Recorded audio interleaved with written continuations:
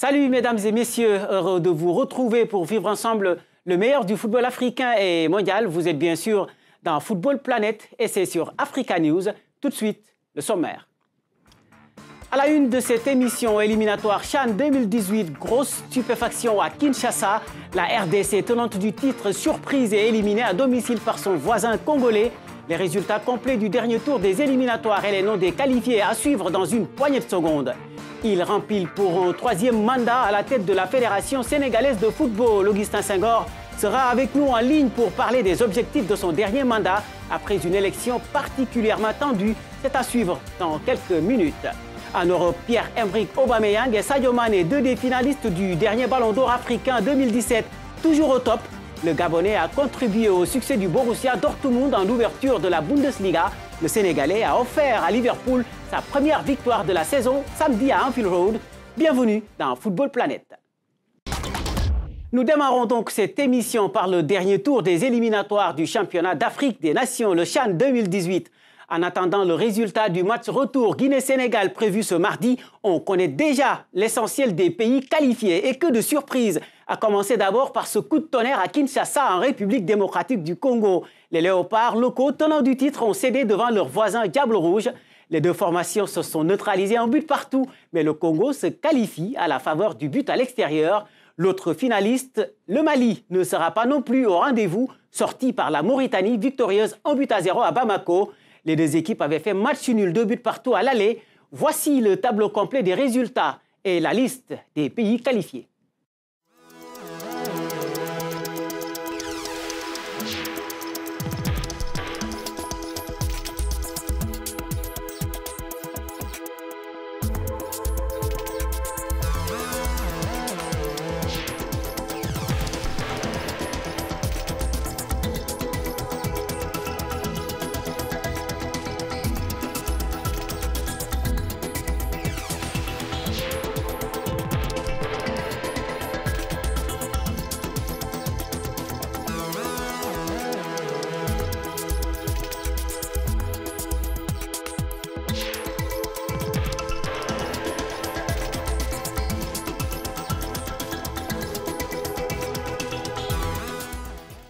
Il ne reste donc plus qu'un ticket à prendre et il se joue ce mardi entre la Guinée et le Sénégal à Conakry. Pour l'instant, faveur Lion de la Teranga, victorieux 3-1 à l'aller à Dakar. Mais l'un des faits marquants de ces éliminatoires, c'est sans doute le forfait du Gabon qui, il y a quelques mois encore, accueillait pourtant la Coupe d'Afrique des Nations. Un rendez-vous qui, on le sait, s'est soldé par un cuisant échec. Et cette déception des Panthères a rattrapé l'équipe nationale locale qui ne fait plus rêver ni leurs supporters, encore moins les autorités. Ces dernières ont donc décidé de faire une croix sur le CHAN, un avis loin de faire l'unanimité au Gabon. Voici plus de précisions avec Bridget Ougoué et Razia Atman avec notre correspondant au Gabon, Jérôme Wilfried Obangom. L'annonce a été faite par le ministère des Sports. Le Gabon ne participera pas au 5e championnat d'Afrique des Nations de football, organisé du 11 janvier au 2 février 2018 au Kenya. Dans un communiqué, le ministère met en cause les résultats peu satisfaisants des Panthères et assujettit la participation du pays à une compétition internationale à une obligation de résultat. Une justification qui peine à convaincre. Jamais une équipe nationale gabonaise n'a pas pu participer à une compétition faute de moyens. Pourquoi cela arrive en 2017? Quelque chose qu'on aurait pu éviter. Pourquoi cela arrive?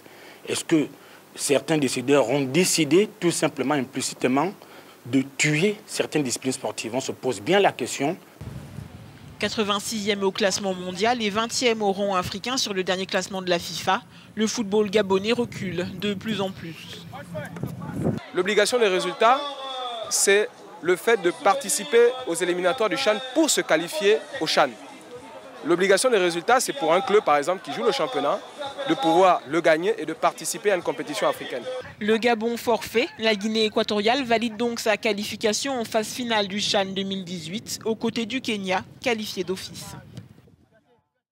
Je rappelle que le CHAN 2018 devrait se tenir au Kenya. Oui, devrait, puisque l'incertitude règne toujours sur la capacité du pays à terminer ses chantiers avant le rendez-vous prévu dans moins de 5 mois. C'est pareil pour la Coupe d'Afrique des Nations, au centre d'une grande polémique entre des autorités camerounaises qui se veulent rassurantes et une CAF de plus en plus sceptique.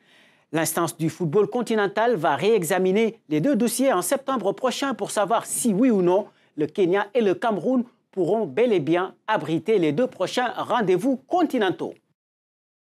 Je vous le disais en titre, Maître Augustin Senghor a été réélu à la tête de la Fédération sénégalaise de football pour la 3e fois consécutive, un 3e et dernier mandat décroché à l'issue d'une élection assez houleuse qui l'opposait à 2 autres candidats. Et c'est au second tour qu'il passe finalement. Nous sommes justement en ligne avec le patron du football sénégalais. Merci de répondre à notre appel, Maître Senghor. D'abord, ma première question, pourquoi avoir décidé de briguer un 3e mandat à la tête de la fédération? Ce 3e mandat, j'ai décidé de le briguer parce que nous avons eu à travailler sur les 2 premiers mandats sur une vision et nous avons eu à mener pas mal de réalisations qui, certains, nous ont permis de faire progresser le niveau d'ensemble de notre football et notamment la régularité des compétitions au niveau local, la construction d'infrastructures, la stabilisation de l'organisation de la fédération et surtout, sur le volet international, nous avons fait énormément de progrès. Aujourd'hui, on voit que tous les indicateurs sont à peu près en train de virer au vert. L'équipe nationale a une bonne tenue depuis quelques années. Le football des jeunes fait de bonnes performances. Le football féminin a beaucoup progressé, ainsi que les U17, sans compter le beach soccer où nous régnons sur l'Afrique. Donc c'est tout cela qui fait qu'aujourd'hui, nous avons eu la volonté de pouvoir partager ce travail-là à travers un dernier mandat. Alors, tous ces projets que vous venez de citer représentent quand même un grand chantier, mais comme dans toute chose, il y a forcément des priorités. Alors, quels sont les axes prioritaires de ce dernier mandat? Écoutez, les axes prioritaires, il y a d'abord les finances de la fédération qui se doit améliorer, parce que le football, c'est les moyens d'abord. Nous cherchons à nous économiser davantage de l'État.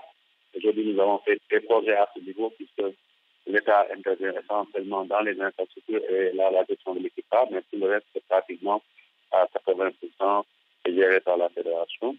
Il y a aussi un chantier qui nous tient à cœur, c'est le centre de développement technique, où nous sommes en train de lancer la construction d'un hôtel fédéral qui permettra à l'équipe A d'avoir son propre cadre de recrutement, comme Claire Fontaine pour l'équipe de France. Et nous avons aussi le projet de faire arriver à maturation l'équipe nationale A, ce qui lui permettrait, d'ici à l'horizon 2021, de gagner une Coupe d'Afrique. Et aussi, pourquoi pas, c'est essentiel pour nous aussi, pour un objectif, nous qualifier en Coupe du Monde en Russie 2018. Vous l'avez dit tantôt, les équipes nationales jeunes sont en train de réaliser de bons résultats, même si elles n'ont pas encore remporté de trophées majeurs. Mais ce n'est pas le cas de l'équipe nationale A. D'ailleurs, vos détracteurs, comme vos adversaires à cette élection, se sont accrochés à ça pour vous demander de partir. Alors, considéreriez-vous votre magistère comme un échec si cette équipe n'offre pas au Sénégal une coupe continentale? À coup sûr, pour moi, ce serait une énorme déception parce qu'aujourd'hui, je dis que toute mon énergie et ma volonté est tournée vers ça. Faire gagner à l'équipe A le premier trophée continental ou les faire revenir en Coupe du Monde. Je me dis que pour ces 2 objectifs, pendant 4 ans, je m'en battais pour ça. J'espère pouvoir le réussir.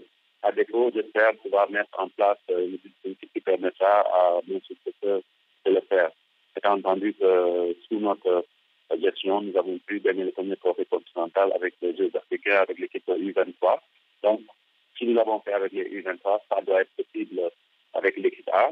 On a les joueurs pour ça. Ces joueurs ont été formatés dans un moule depuis 2012, puisque depuis le long de 2012, c'est les mêmes joueurs qui sont sur le circuit de l'équipe A. Ils sont remportés par les autres générations qui, très tôt, ont acquis de l'expérience internationale à travers les CAN U20 et les Jeux africains. Donc aujourd'hui, je pense que l'équipe se rapproche de plus en plus d'un niveau qui lui permettrait de faire tant gagner. C'est de ça que je suis confiant qu'avant 2021, donc, je pourrais être de ceux qui pourront dire qu'on l'a fait. Merci beaucoup, Maître Augustin Senghor, président de la Fédération sénégalaise de football, qui vient donc d'être réélu pour un 3e mandat de 4 ans et qui rêve d'offrir au Sénégal une coupe continentale. Avant de partir, il peut bien sûr compter sur une jeunesse amenée par exemple par un Sadio Mané très en forme en ce début de saison avec Liverpool FC. Buteur lors de la première journée de Premier League, l'attaquant sénégalais a récidivé ce week-end. Il a marqué l'unique but des Reds lors de leur victoire face à Crystal Palace samedi à Anfield Road. Au même moment, Pierre-Emerick Aubameyang lançait sa saison en Bundesliga sur les mêmes bases que la précédente. L'attaquant gabonais du Borussia Dortmund a participé au Festival des Siens samedi. Pour le rentrer en lice en championnat, il a inscrit le 3e but de son équipe victorieuse 3-0 sur la pelouse de Wolfsburg.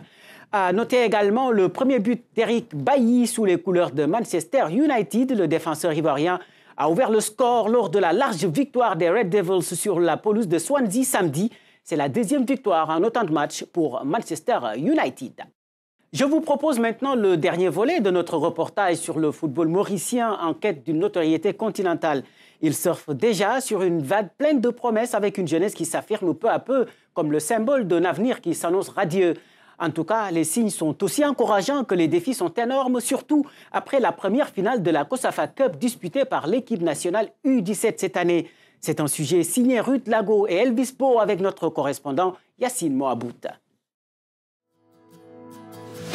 Le football mauricien semble avoir pris un nouveau virage. Cette ère de révolution prend racine dans les équipes de petite catégorie qui incarnent ce renouveau plein d'espoir. La preuve, le Baby Club M, la sélection des moins de 17 ans, a réussi à se hisser en finale de la COSAFA au mois de juillet dernier. Une première dans l'histoire de l'île. Même si l'équipe s'est inclinée 3-0 devant la Zambie, la 2e place à cette compétition est déjà une réussite pour la direction technique nationale.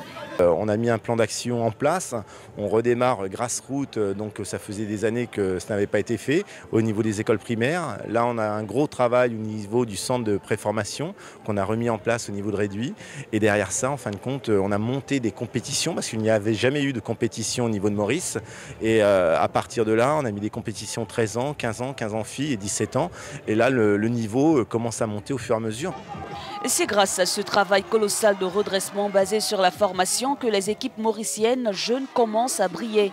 Un signe encourageant aux yeux de la fédération. On arrive à rivaliser avec les grands d'Afrique, mais bon, il reste encore un palier à passer. Ça, on est en train de travailler là-dessus. Il y a des jeunes qui sont en train de monter. Aujourd'hui, notre équipe nationale senior, on a 14 joueurs de moins de 20 ans qui évoluent dans la sélection nationale senior, la ligue professionnelle. Après la Coupe COSAFA U17, un autre test grandeur nature attend le football mauricien. Les prochains Jeux des îles de l'océan Indien que la péninsule accueille dans 2 ans. Un autre virage pour taper à la porte de la cour des grands. Voilà, c'est sur ce reportage que nous vous quittons, mais l'actualité se poursuit sur notre antenne et sur notre site www.africanews.com. Vos réactions également sur nos pages Twitter et Facebook. Football Planet revient la semaine prochaine, mais cette fois avec Victor Muizio Mbinda, même heure, même chaîne, Africa News. Merci et excellente semaine.